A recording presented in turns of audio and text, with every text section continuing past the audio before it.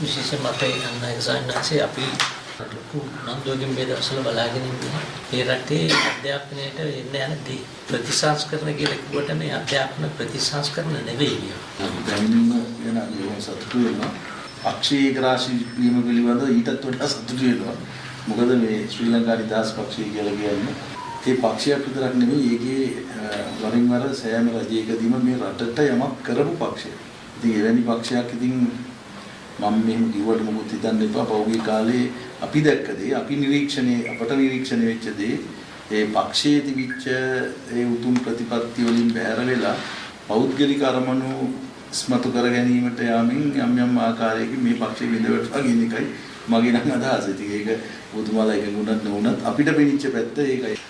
ඉතින් ඔබතුමාලා මතක් කරපු ආකාරයට රටේ යම් දේවල් අපි දකිනවා. ඉතින් මේ ඇතිවෙච්ච ඒ සුළු කුණාටුවත් එක්ක ඇත්තටම රජයක් හැටියට මේ වෙලාවේ ගත්ත ක්‍රියාමාර්ග ගැන නම් ඉතින් අපිට යම් මධ්‍යස්ථ බැලුවොත් සතුටු වෙන්න පුළුවන් පැත්තක් තියෙනවා. අනිත් පැත්තෙන් අධ්‍යාපනයේ ප්‍රශ්නේ සම්බන්ධව ඊයේත් අතිපූජ්‍ය මහානායක මාහිමියන් වහන්සේලා හමු වෙලා මේ වර්තමාන අධ්‍යාපන අමාත්‍යතුමිය අගමැතිතුමිය කරුණු පැහැදිලි කළා.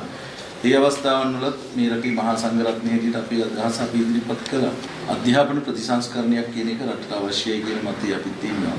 ඉතින් එහිදී ඇතිවෙච්ච යම් ගැටලු විශේෂයෙන් අපේ ලාංකීය අනන්‍යතාවය, අපේ සංස්කෘතිය නේද, අපේ සભ્યත්වය, ඒ වගේ දේවල් වල අධ්‍යාපනයේ තුලින් තමයි සුරක්ෂිත වෙන්න ඕනේ. ඉතින් ඒවට හානි කරන දෙයක් වෙනවා නම් ඒක අපි අදත් විරුද්ධයි, ඊටත් විරුද්ධයි. හැබැයි ඉතින් ඒක මම හිතනවා මේ ඊයේ අග්‍රාමාත්‍යතුමිය අපි මේ කාටවත් පක්ෂවත් කතා කරන්නේ ඊයේ අපි කරුණු ඉදිරිපත් කරපු වෙලාවේ පැහැදිලිවම එතන වැරදක් වෙච්ච බව පිළිගත්තා. ඒ වගේම ඒවා ඉදිරියට නොවන බවට ඊයේ පොරොන්දු වුණා. ඒකනතාවෙන් ප්‍රකාශ කළා.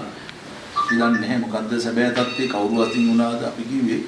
ඒ වගේ වරදක් වුණා නම් ඒවා සම්බන්ධව නිසි දඬුවම් දෙන්නත්, ඒ වගේ ඉදිරියට ඒවා නොවෙන්නත් වග බලා ගන්න කියන එක තමයි අපි කිව්වේ. විපක්ෂයක් හැටියට ඔබතුමාලාගේ කාර්යභාරය ඉතින් ඒවා පෙන්වා දෙමින් පවතින රජයන් නිවැරදි මාර්ගයට යොමු කිරීමත් ඉතින් හැම රටේ විපක්ෂයක වගේ නැත්නම් හැම දෙයකටම විරුද්ධ වීමක් නෙවෙයි විපක්ෂයක වගේ ඒ කාර්යය ඔබතුමා කිව්වා වගේ ඉතින් මේකෙදී ධනාත්මක වැඩ පිළිවෙලකට අපි හැම වෙලෙම කිසිම ભેදයකින් තොරව උදව් වෙනවා කියලා කියනවා. ඒක තමයි ඇත්තටම මේ වගේ රටට හිත කර යමක් වෙනවා නම් ඒකෙදී සහයෝගය දීමත් විපක්ෂයක් හැටියට අනුගමනය කළ යුතු දෙයක් නෙවෙයි.